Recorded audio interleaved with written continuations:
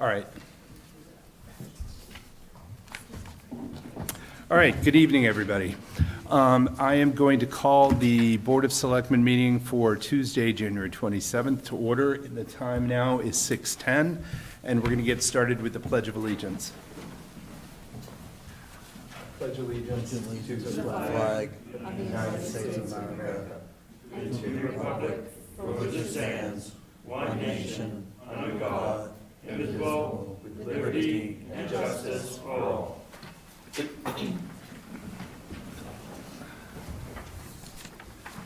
All right, we have a few announcements for tonight.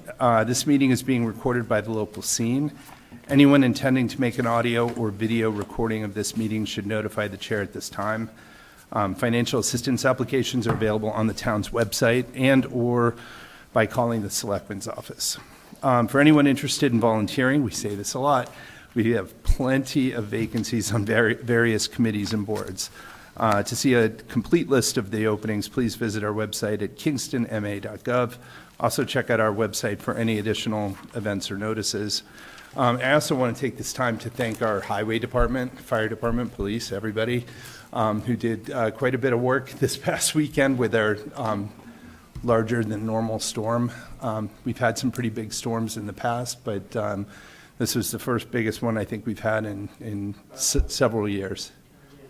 Yeah, I had a Facebook memory that popped up over the weekend where we had something like 20-something inches back then. I had pictures of my front yard. I'm like, yeah. And we've got more coming this weekend. Good luck, Sean. Any other announcements from the board? Not I. All right. Open forum. Is there anybody here who wanted to speak for open forum? We do need roll call. Thank you. All right, we're going to do a roll call. Eric here. Missy here. Kyle Pike here. Tim here. Don here. Thank you, Will. All right. Is anybody here to speak for open forum? Go ahead, Will. Hello, everyone. I just want to remind everyone that there is still about 4 open positions. We need for about 5 to 13 members for the Commission on Disability. So I just want to remind everyone, if anybody wants to join, we have openings right now. Thank you. Thank you, Howard Palmet, for everything you guys and police and fire this week, for everything you did this weekend. Thank you. Thanks, Will. Anybody else? Is there anybody online who wanted to speak? I can't see hands up. No? Okay. All right, on to our appointments. I'm going to do this first one for the ADA transition plan, and then I'm going to take an item out of order for the police department. But first, we're going to do the public comment for the town's draft ADA transition plan. All right, so the draft ADA plan has been on the website since December, and the public meeting notice was placed in the paper earlier in January, looking for input into the town's ADA transition plan. So the Kingston Board of Selectmen will hold a public hearing at the Kingston Townhouse, 26 Evergreen Street, Kingston, Mass., on Tuesday, January 27th, 2026 at 6 p.m. to present and receive public comment on the town's draft ADA transition plan created by the Institute for Human-Centered Design. This plan identifies barriers to accessibility in public facilities and outlines steps the town can take to bring its services, programs, and facilities into compliance with the Americans with Disabilities Act. A link to the draft ADA transition plan is located on the town's website at kingstonma.gov/184/planning. This hearing will be conducted in person and accessible remotely via Zoom. Please see the town's website for the Zoom link. All interested residents, community members, stakeholders are encouraged to attend, and public feedback is an important part of the planning process to ensure accessibility for all residents. Can I get a motion to, oh, wait a minute, we don't need to open up the hearing. Is that right? We do? I think we do, but Yeah. it's not there. Okay. Does somebody want to make a motion that we open our, I'll make a motion to open the public hearing. Can All you right. hear me twice? do you have Thank do I have a second? Second. All right, all those in favor? Aye. Eric, aye. Missy, aye. Don, aye. Yep, thank you. Kyle Pike, aye. All right, Kim, aye. do we have, is anybody here to present on it? Val, are you presenting on it? Or are we just here for comment? Eric, Yep, hi, I want to introduce, we have the two people who wrote the plan for us, in charge of the plan, David West and Megan Dufresne from Institute for Human Centered Design. They're here to do an overview of the plan for you. okay. Okay. The sound is weird. All right, you have the floor.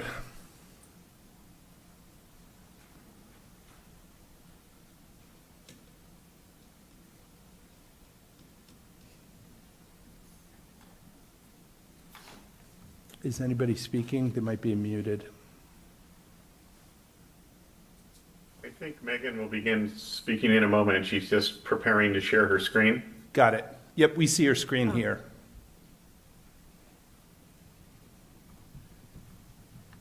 So, David, did you want to start? Oh, okay, yes, sorry, I I misremembered. I thought you were starting off, but I'll do it. Hi, everyone. It's a pleasure to join you this evening. As Valerie just mentioned, my name is David West, and I'm here with my colleague Megan Dufresne, and we're here to talk about the transition plan that was just prepared for the town of Kingston. Next slide, please. Great. Kingston, of course, is a town, and there are 5 titles of the ADA, and Title II of the Americans with Disabilities Act requires that state and local governments don't discriminate against people with disabilities in their programs, services, and activities, their public-facing programs, services, and activities. And state and local governments must take steps to look at their programs, examine them, and establish a plan for compliance with the ADA and the state code. And that's what we, the Institute for Human Centered Design, working with the town of Kingston, have just been involved in. Next slide, please. The overall scope of work is first to evaluate the program, services, and activities of the town. Also, working with the town, we selected a series of facilities to survey for accessibility and compliance. And that all leads to the self-evaluation, which is comprehensive information about the current state of compliance. And what the process does, hopefully, is identify issues that need to be corrected, and if there are any gaps in your policies and procedures that need to be addressed. Next slide, please. The basis for the self-evaluation is the what are called the 2010 Standards for Accessible Design. Those became effective March 15, 2012. If something was in compliance with the earlier standards, the 1991 standards, and that element hadn't been modified or built before March 15th of 2012, it could comply, it would be okay as long as it complied with the 91 standards. And then there's also the state accessibility code, 521 CMR, and those are the regulations of the Massachusetts Architectural Access Board. And we check for compliance with both. And in the rare instances where the codes have a disagreement, we opt for the greatest compliance, the greatest accessibility. Next slide, please. So the goal of the transition plan and the self-evaluation is that all of Kingston's programs, services, and activities, when viewed in their entirety, are readily accessible and usable by people with disabilities. So, for example, if you have 4 or 5 parks in the town that are very similar in terms of what they offer and they're geographically distributed, you don't necessarily have to have every single element at all of the parks completely accessible, but you have to have at least one of each of the elements accessible, and perhaps a few more than that, so there's geographic distribution, so that the program that's offered, whether it's a swimming pool or a hiking path or whatever the case may be, is accessible and usable by people with disabilities and everyone else in the town. The priority is to ensure what we call program access, with the goal of equal participation of people, or for people with disabilities. And we want the implementation strategy, the plan to address things that need to be corrected, integrated into town planning and budgeting. As we'll talk about a bit more later, there are a number of things that are just can be a matter of routine maintenance or the ordinary course of events that are easy to correct. Other more expensive things, may require some longer-term planning and investment, and should be part of the town budget and planning. And then the overall goal is that all residents of Kingston, regardless of ability, feel that they know about and can participate in all that the town has to offer. Next slide, please. So we're going to talk a little bit about what we did to evaluate your programs, services, and activities. Thanks, Megan. This is what we call our Part B report. We've provided 3 executive summary reports, and information pertinent to assessing particularly the services and activities that you provide was based on an online questionnaire that was returned by 22 municipal departments that have public-facing programs, and that's a really good rate of return for a town the size of Kingston. It was also based on information we gathered from the town's website and from information we got from town employees and other people who helped us, like Valerie and others. Next slide, please. So some of the key findings, first, and this is terrific, Kingston has appointed an ADA coordinator, Paul Armstrong, and it's important to have that person in place, and Kingston does. You need to have a grievance procedure, both for employees and for members of the public. It can be the same procedure, but there has to be something available both to employees and members of the public who may have an issue either with an employment issue, most of which there falls under Title I of the ADA, although certain elements fall under Title II, and also for members of the public who may have an issue with a program, service, or activity. And we did not find a grievance procedure that appeared to be intended for members of the public, and that's something that should be addressed. From what I remember, our Part B report, the executive summary report we're talking about now, probably has some simple sample grievance procedure text that could be used for members of the public that Kingston could look to as a starting point. There also needs to be notice that the town doesn't discriminate against people with disabilities in hiring and otherwise. And that is mentioned online. However, it wasn't easy to find the notice, and it didn't include the name and contact information for the ADA coordinator, which it should. And with responses to the survey, many town staff mentioned that the notices were not posted in their departments, and they should be. And that's something else that Kingston can address. Next slide, please. In terms of what's called a reasonable modification of your policies, practices, and procedures for people with disabilities, the town has definitely taken initial steps to comply with this aspect of the ADA. However, the majority of the departments who responded to the survey have not developed written policies or procedures within their department and also did not mention a town-wide policy. If there's a town-wide policy to deal with this element and the departments know about it, that can be sufficient. It seems like probably some additional work could be done to clarify the reasonable modification policy and make sure that appropriate employees in municipal departments know about it. In terms of employment and what's called a reasonable accommodation, the town wage and personnel bylaw does not reference a non-discrimination policy, reasonable accommodation policies, or non-discrimination in selection criteria and the administration of tests. However, the majority of respondents from municipal departments indicated that their department has developed a non-discrimination policy. So again, maybe some additional clarification and perhaps a bit of education for some employees who are public facing and may not know the details of this.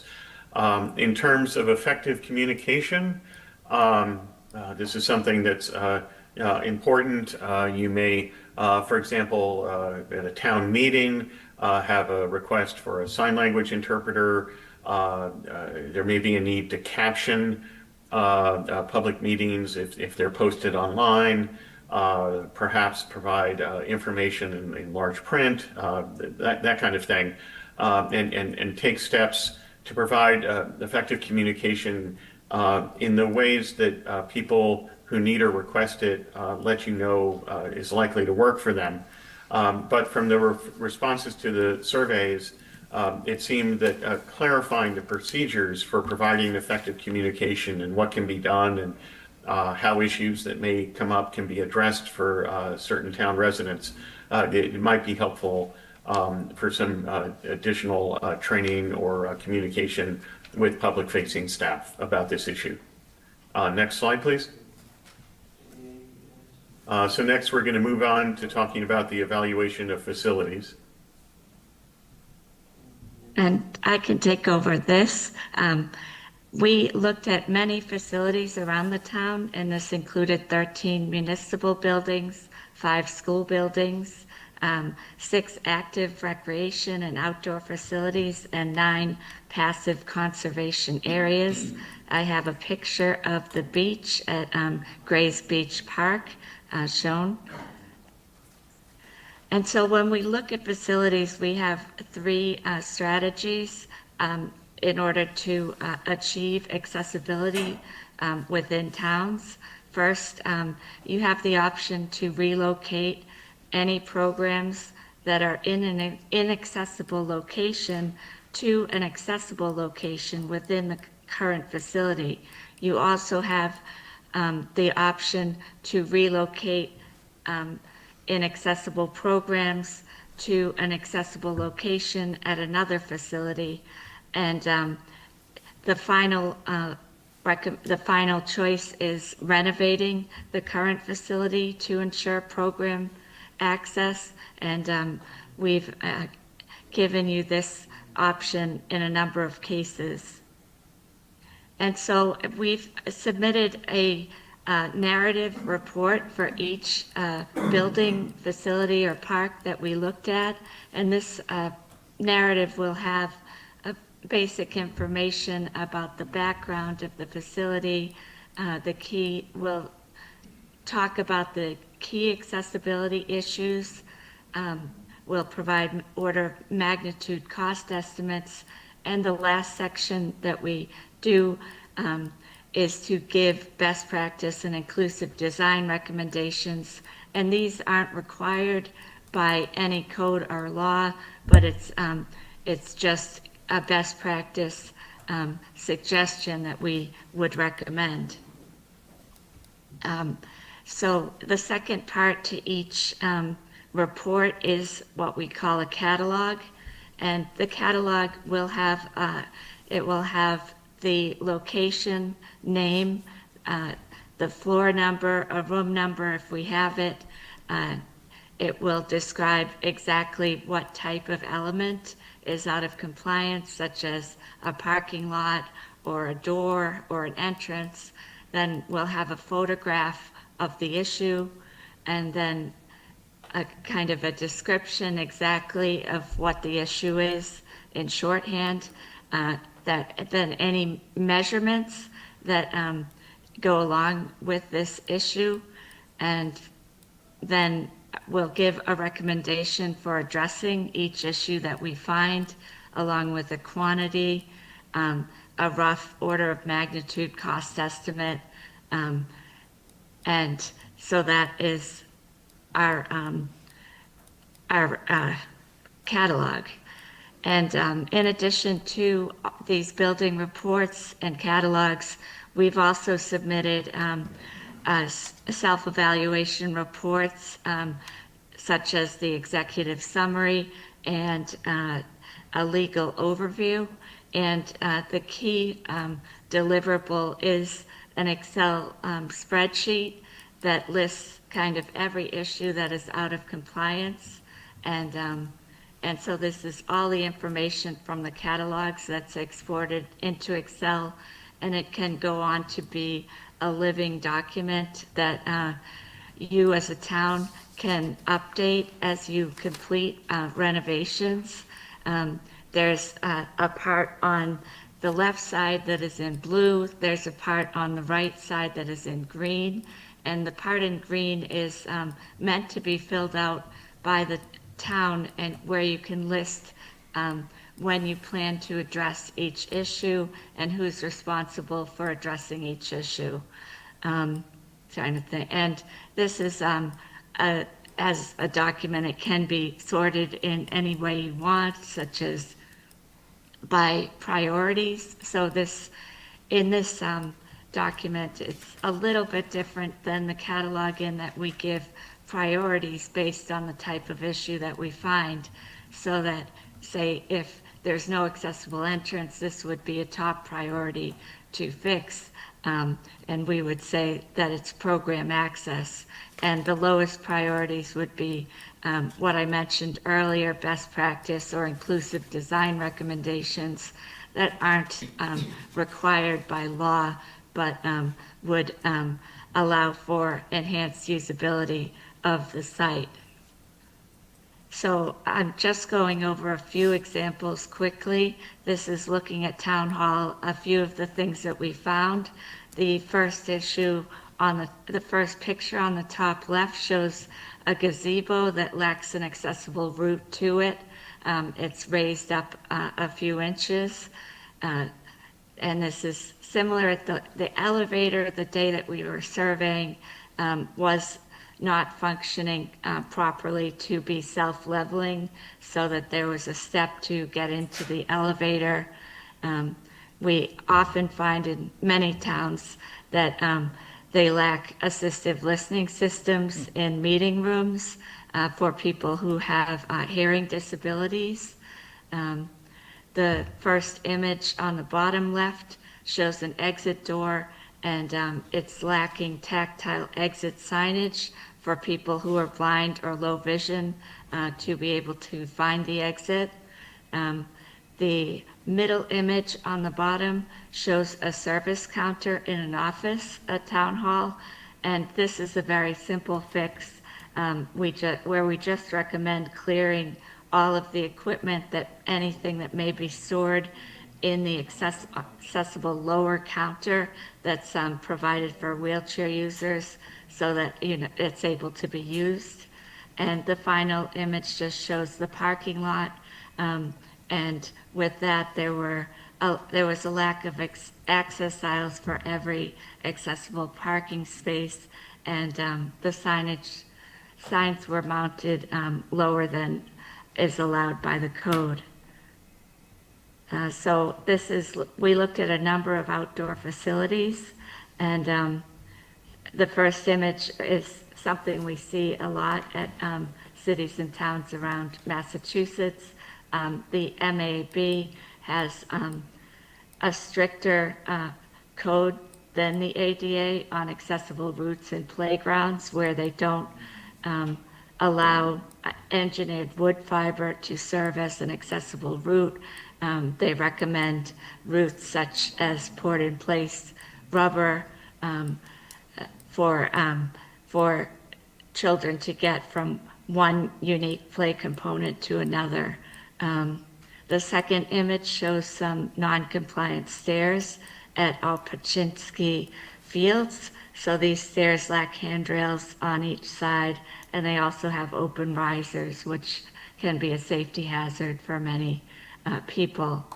The third image at the top shows a baseball dugout that's down a few steps, and so there's no accessible route to this team seating area at Reed Center Fields. The fourth image on the top shows some stairs surrounded by some rocks. And the MAB requires all stairs to have handrails. So this is something that we called out. We looked at a number of trails around Kingston, and there were many locations where we felt that it would be technically infeasible to make trails accessible, but there were some places where we felt like it was possible to create accessible trails so that the town can achieve this program access requirement by providing trails in a few locations. So this first trail has wood boards, which wouldn't be wide enough for a wheelchair, and they have level changes and things like that. So this was at Bay Farm and other locations. The second image shows a steep trail. So I guess the requirements for trails allow for a steeper slope than they do in, I guess, within regular environments. So with trails that have steeper slopes, they do allow the steeper slopes. However, you need to have a resting interval for a wheelchair user to be able to pull aside and rest in the middle of the slope. So Silver Lake Sanctuary was one location we felt that could be made, could provide an accessible trail to residents. And the final image shows a bench under a trellis at the Boneyard Dog Park. We consider benches a program of the town, and so that one bench in each location should have an accessible route to it. This one is located in kind of a sandy, rocky ground, and so it wouldn't be considered an accessible route. We'd recommend something more stable, such as stone dust, to go out to one of the benches in this area. And that's pretty much everything we have, and we're happy to take any questions that you have. So before I open it up to questions from the board, Val, did you have anything to add, or do you want us to open up with questions? Well, I'll just briefly say that I think that IHCD did a fantastic job of doing such a detailed inventory on so many facilities, and we're really excited. This was funded by the state, MOD 100% funded by the state, and now by having this plan in place, we'll be able to pick off different items that are here and apply for grants. And it's a very successful document in that sense, and we have been told that we're not qualified for grants because we haven't had this plan in place. So we're thrilled to have worked with IHCD to put this together for us. Excellent. All right, any questions from the board? I'll start here. Missy, Carl, any questions, comments?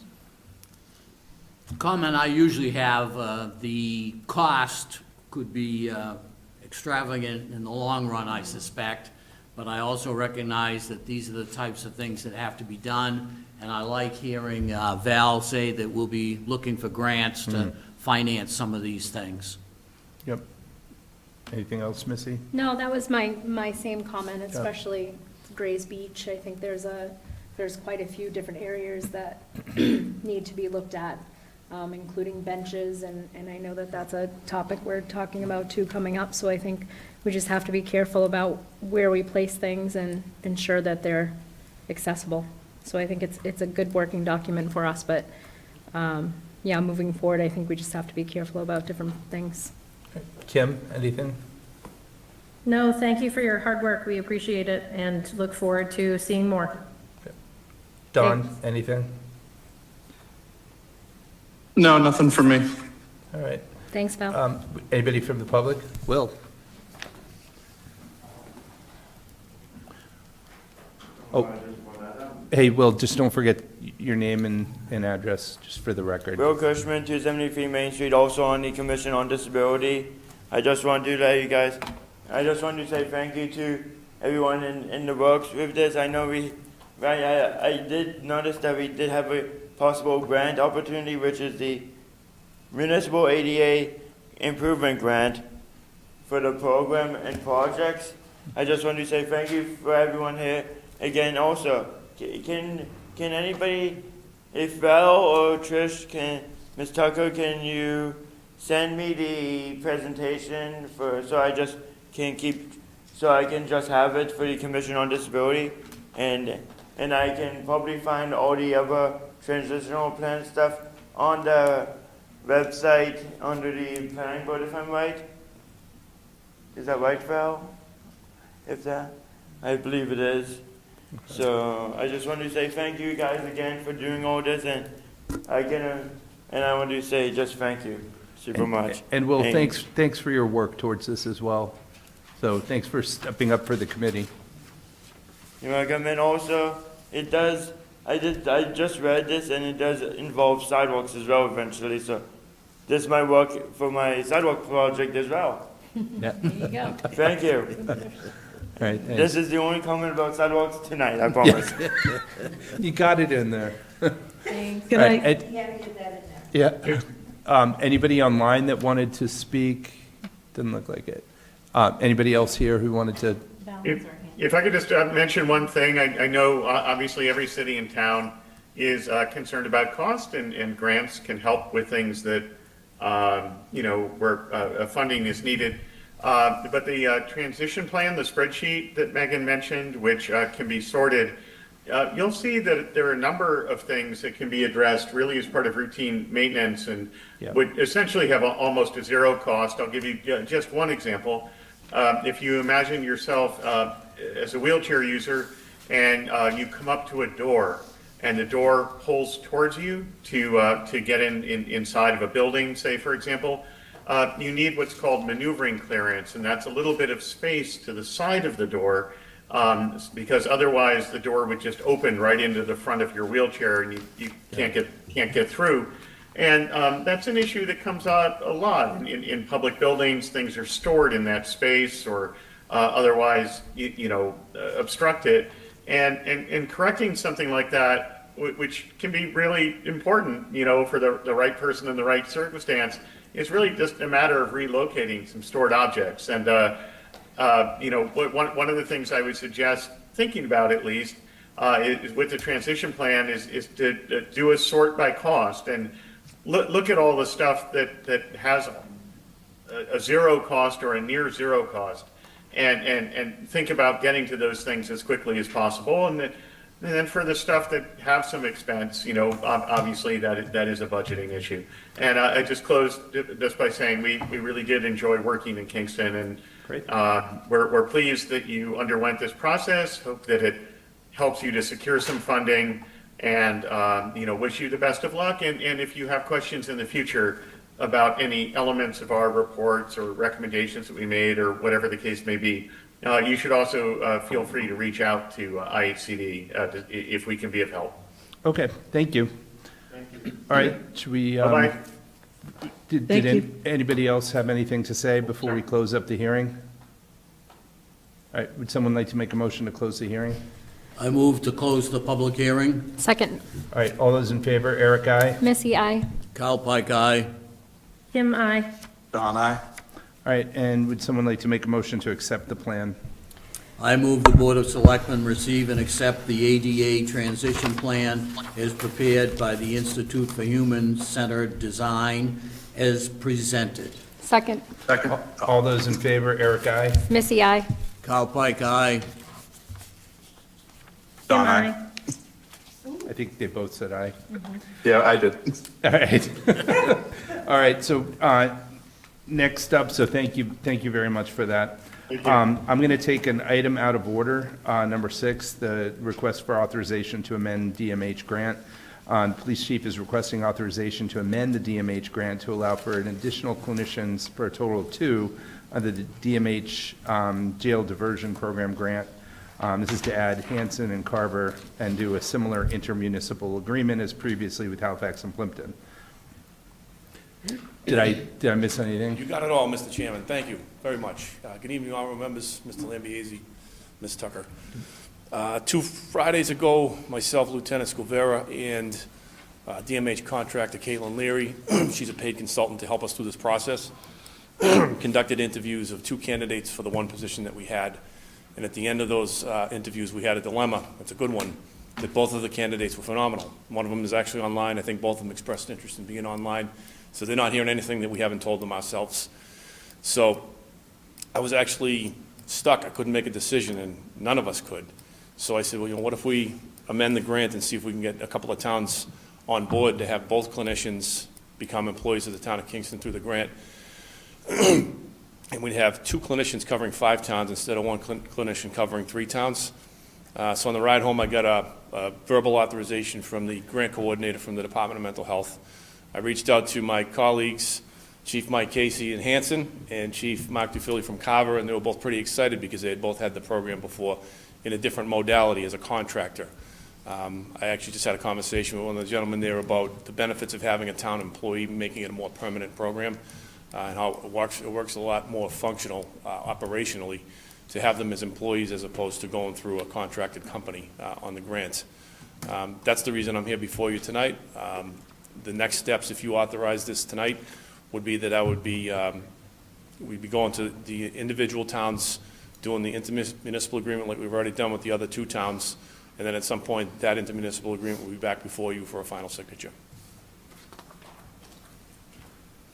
Any questions, comments, concerns?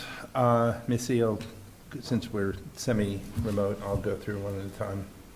I don't have any. I'm in favor of this. I think that, it's a good opportunity for us, and we had some, concerns about Carver, and there was an incident, and I think that this kind of lends itself to needing something like this, so I'm in favor. Initially, I was a little concerned about, hiring another person when we seem to do a good job of sometimes making these projects get extended and become more than what we originally think about. On the other hand, I've been a proponent of regionalization of, different aspects of town services. The fact that this one is going to be 5 towns, a possibility of 5 towns, the fact that we're getting it funded initially by a grant, that I am 100% in support of doing it at this time. All right, anything Kim or Dawn? I had spoken with the chief briefly with some questions about whether adding additional towns would have any impact on Kingston's ability to use this service. He addressed my questions. I don't know, Chief, if you want to talk about a little bit about what you shared with me about some of the scheduling aspects and how that would be shared. Yeah, that's, thanks for bringing that up. So the schedule for the 1 clinician, 3 towns was going to be 2 p.m. to 10 p.m., but they're on call, subject to recall for critical incidents, major emergencies. And then you would be on a 4-on and 2-off schedule. When you have 2 clinicians covering 5 communities, you have coverage 7 days a week with some overlap. And now you have, overlap in the sense of having 2 clinicians. One goes on vacation, well, the other can, ideally cover those other 2 towns for any kind of call-outs or emergencies that happen when they're here. So there are some benefits to it, additional benefits to going this route. All right. Would anybody like to make a motion? I move the Board of Selectmen authorize the police chief to amend the DMH jail diversion program grant application to include funding for an additional clinician and to begin the process to enter the intermunicipal agreements with the towns of Carver and Hanson. The chief is also directed to report back to the board with significant developments with this program. Second. All right, all those in favor, Eric, aye. Missy, aye. Kyle Pike, aye. Kim, I. Don, aye. Thank you very much. I appreciate you taking it out of order, too. Yep, thank you. All right, next up, we're going back to item number 3, an update from Kingston's 300th Committee. I think we have Mr. Bartlett, the committee chair, and also Ken Brack. Good evening. Yes, good evening. John Bartlett, 428 Elm Street. I am the chairman of the Kingston 300th Committee. So approximately 3 years ago, we came in front of you with the Historic Committee requesting to start ideas for the town's 300th, and we're here. So figured it's time to give you a brief update. I'm sure you've seen some of the pamphlets that are around with some of our activities that are coming up. So I just wanted to go through. We're starting off this weekend, actually, with the gala on the 31st. And then we're going to be moving on into May with an art festival. Ken's gonna have some more. Oh, man. There we go. Is that better? All right. Move this out of the way so I don't hit it. So Ken will be speaking in a minute on the art festival. In June, on the 27th, we'll be doing a proclamation, and we'll also be doing hopefully a dedication of a Revolutionary War memorial. We don't have one in town, and being the 250th anniversary, we were thinking it was a good idea. So there are 2 things on this agenda I just wanted to bring forward to you that we'll be coming forward with that to find a place. Some initial thoughts are either on the town green or actually in the old burial ground itself, because there is a veteran section, and we do have many Revolutionary War veterans that are buried in that cemetery. The other thing that we'll be coming back in front of the board with is we'll be doing a parade on the 25th of July. That parade, right now, I'm currently working with the police and fire departments to come up with an appropriate route that'll be safe for the town and that we are able to divert traffic on a Saturday in July. The other events that we currently have planned is an Old Home Day in September that will include some different field games, hopefully some food trucks, and we'll end the night with some fireworks. And then in October, we'll have a historic house tour and an old burial ground tour. This, along with talking with and working with some of the other departments in town, including the library, has a good plan of events throughout the year. I know the Reed Building is also going to be 100 years old this year, so there are other departments that have things planned, and we look forward to working with them. So again, just wanted to give a brief overview. I'll let Ken speak on the art festival, and then we'll take any questions if you have any. Thanks, John. Ken Brack, 8 Elm Street. A few of us, a work group of the 300th Committee, just thought it would be a great part of the 300th celebration to celebrate artists and creative people throughout in the town. And it's a variety. It's primarily visual artists we're thinking of. Variety, everything from illustrators, oil, acrylics, watercolor, you name it, painters, sculptors, photography, metalwork, and other artisans. It could be a little bit open-ended as people come. We're getting our act together in terms of where people can register, meanwhile spreading the word. It's not just limited to adults. We're strongly encouraging students, and Charlie Sorrento, many of you may know, or maybe you had him as a graphic arts teacher. A couple of our kids did at Silver Lake.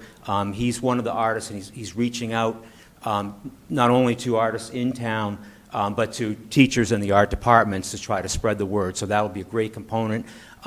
Thinking of 7 venues, May 9th, it would be 11 to 3 is the idea, Saturday. One time for those hours, hopefully to have 7 venues kind of centered at 4 Elm Street, where we have Hope Floats, Healing and Wellness, along with the First Parish Church. Reverend Emily Bruce of First Parish is really the leader of our group here, as well as churches along Main Street, hopefully, Font School, the library. So we're putting it together, but just wanted to let people know that the Arts Festival is underway and really look forward to it. What did you say the date was for that? May 9th. May 9th, okay.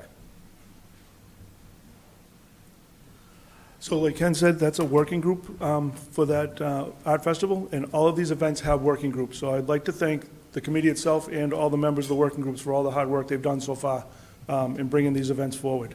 And if anybody has any questions, I'd be happy to answer them.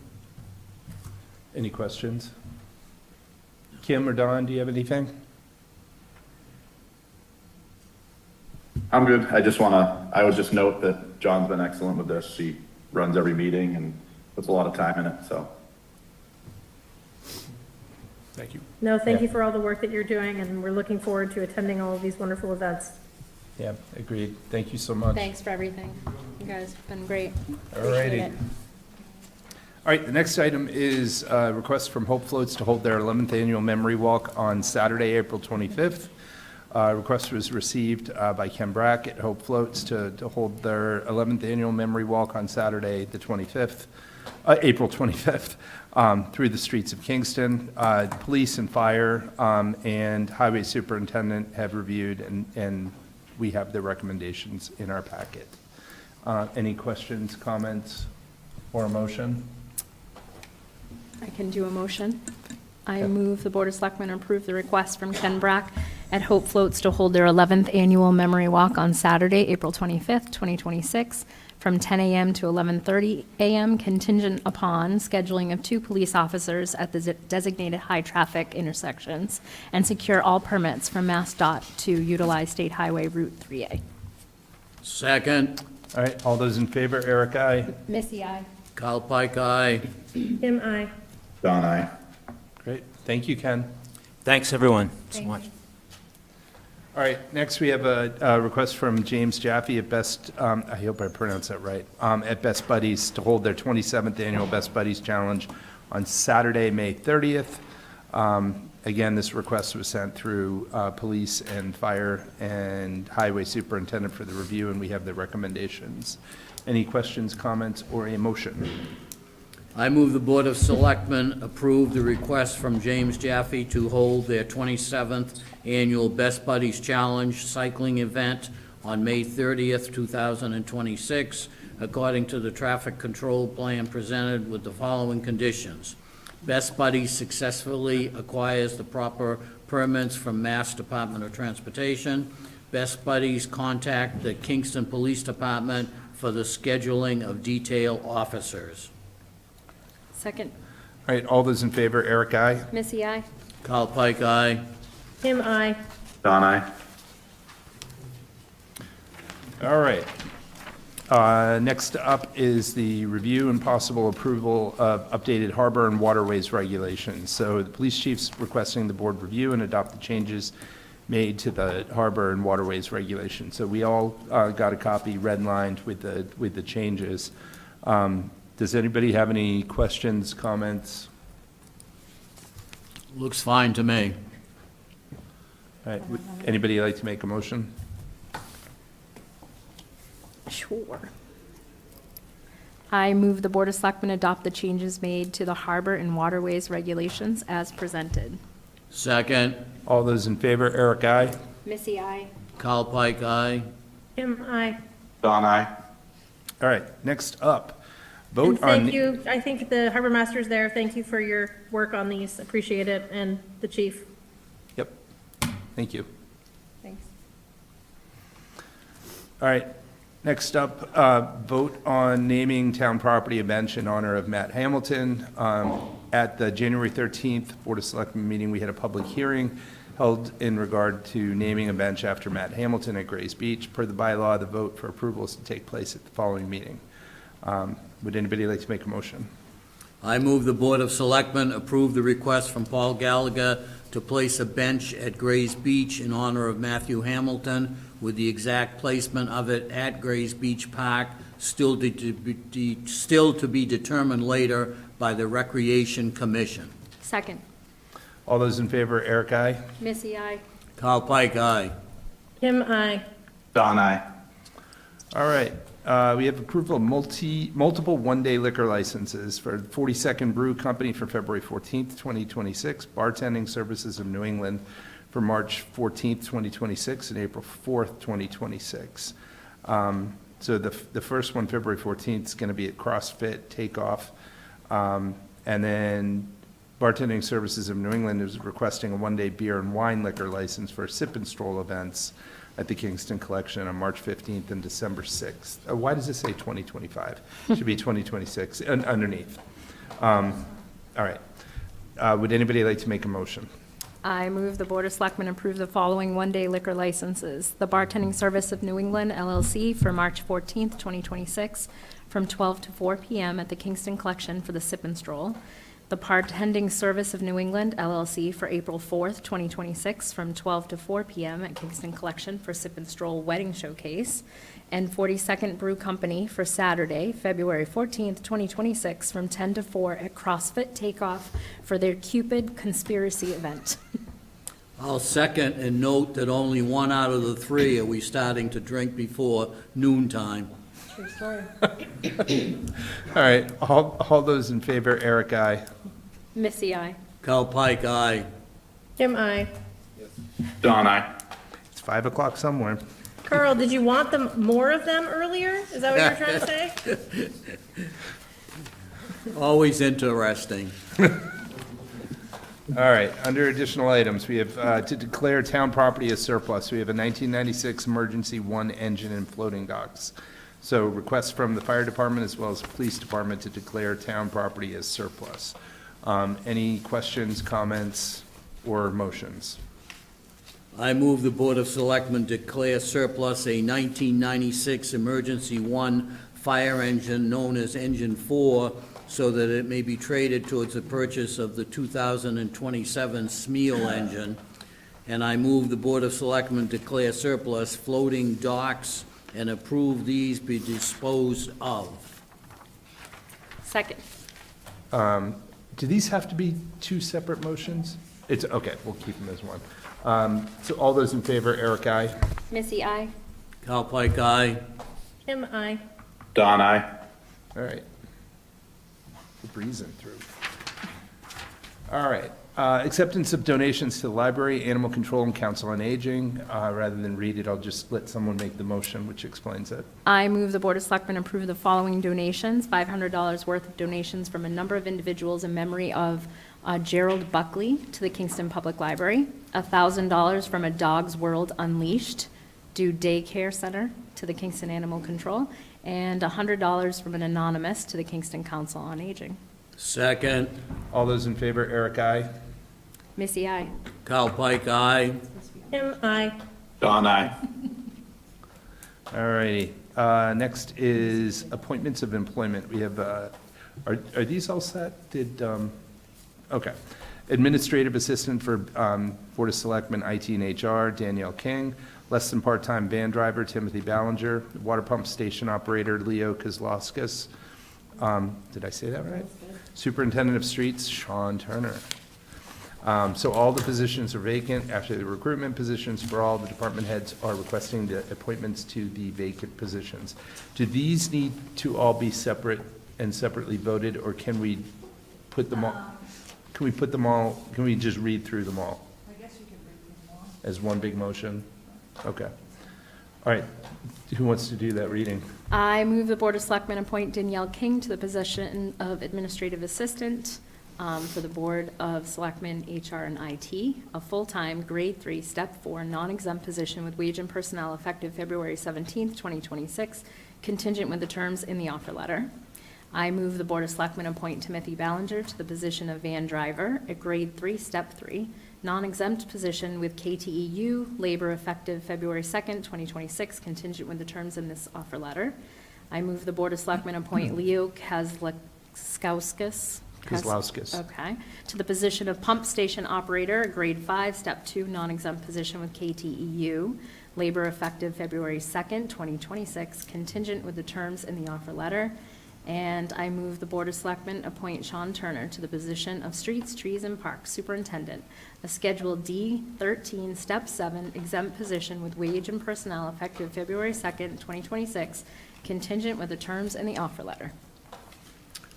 Second, and I'll note that we, as a board here, had hoped to have Sean Turner appointed as of January 1st, but February 2nd is better than, is acceptable. Agreed.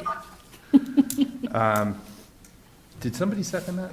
No, someone is John's thing, but those do have to go before. Yes, Carl seconded it. I seconded it, yes. Okay.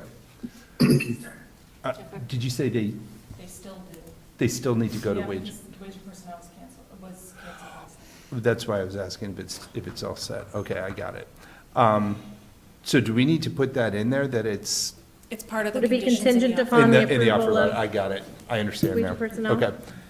Did we get a second? I'm sorry. Carl seconded. Yes. Okay. I second. All right, all those in favor, Eric, aye. Missy, aye. Carl Pike, aye. Kim, aye. Don, aye.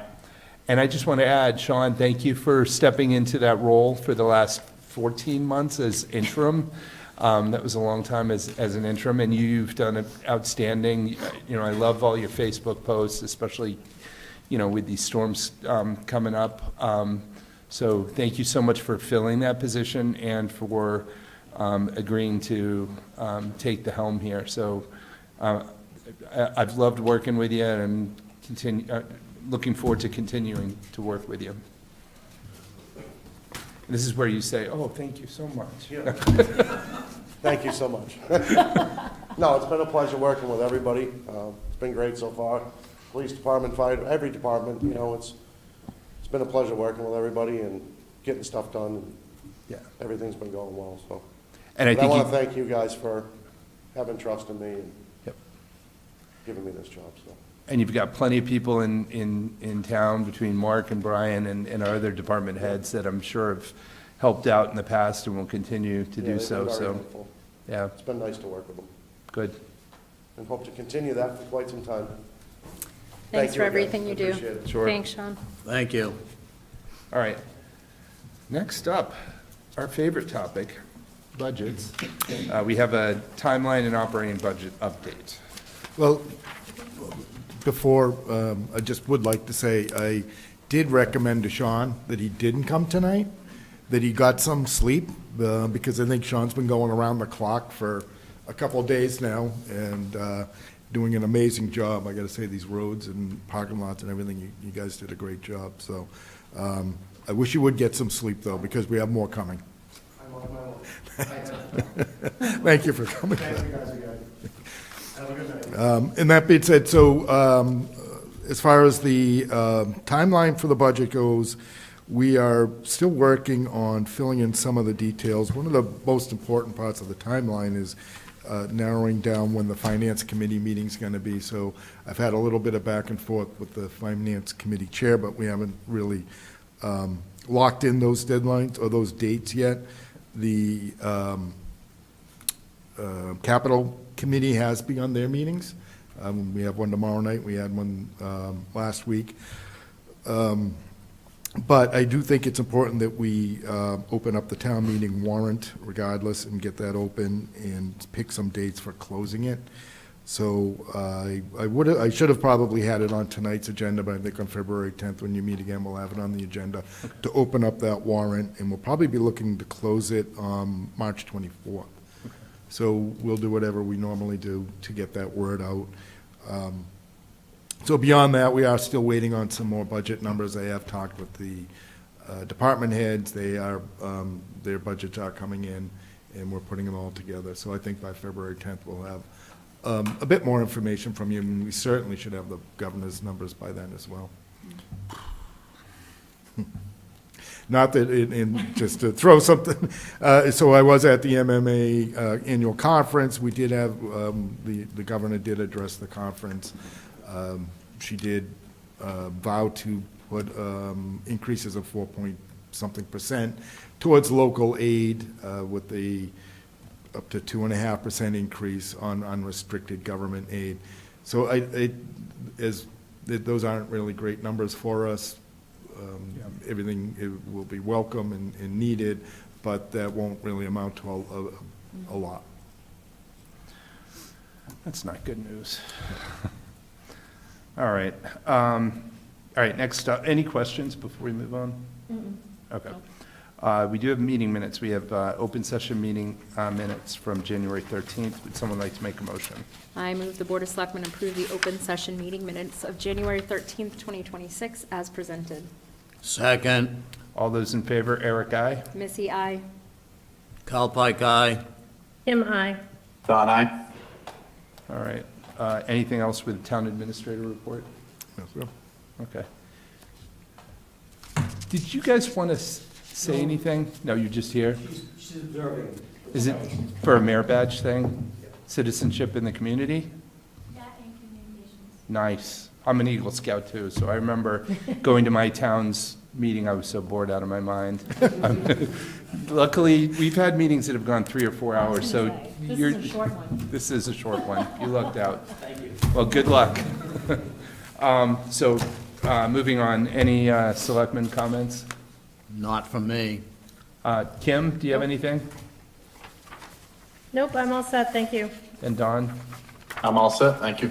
All right, I have no comments other than, I do want to make a point. I feel like the highway department did a great job Yeah. with the storm this past weekend. We have another potential storm coming up, so all those piles of snow aren't going to melt by the time that storm happens, so just keep in mind, do what you can to get and we're going to have, I'm sure, a parking ban if the storm hits here again.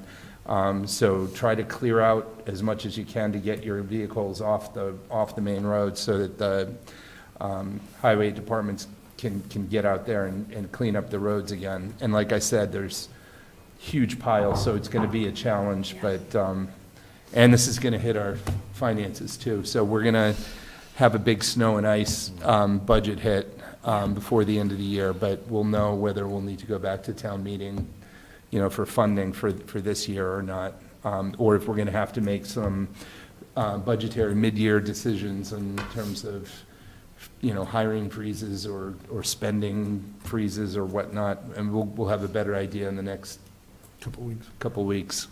All of the above. So pray for sunshine and that storm to kind of move out to sea. And our next regular meeting is February 10th, 2026. And with that, I would take a motion to adjourn. I'll make a motion to adjourn. Second. All right, all those in favor, Eric, aye? Missy, aye. Kyle Pike, aye. Kim, I. Don, aye. All right, we're done. Thank you. Good luck.